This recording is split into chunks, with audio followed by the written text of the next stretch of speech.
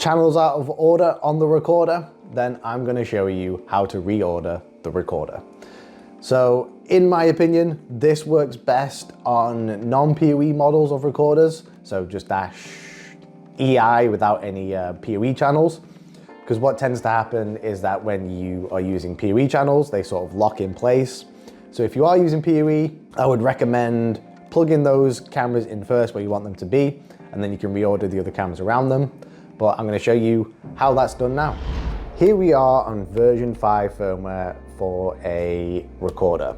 This is the NVR-NEXT firmware, and as you can see, we've got channels 1, 2, 3, and 4.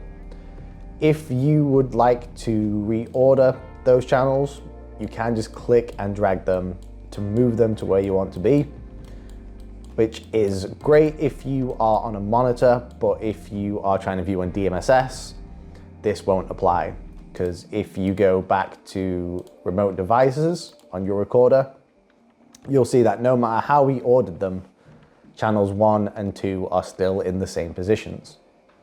So I'm just going to go and reorder the cameras back as 1, 2, 3, and 4. Now if I go back to the home page and go to remote device again, you will see the channel sorting option. So if I click channel sorting, I can now see all 8 channels on this recorder because it is a 5208. And if I move the sequence in here, so we've got channels 1 here, channels 2 here, I can then swap them around and apply and press OK again. Now both cameras are online and they have swapped their order around. So now on DMSS, if we were to view these channels, what we would see is that they're swapped around on DMSS as well as on the monitor.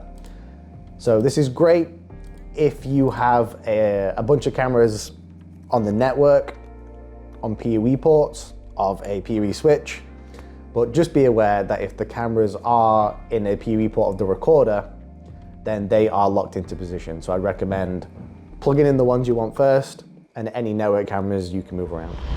There's the channel sorting option.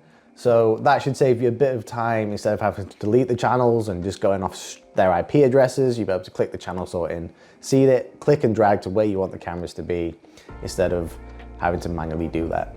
So I hope you enjoyed that. If you do want to see some more in-depth looks into the functionalities of the recorder, subscribe to the channel because we're releasing them weekly. See you on the next one.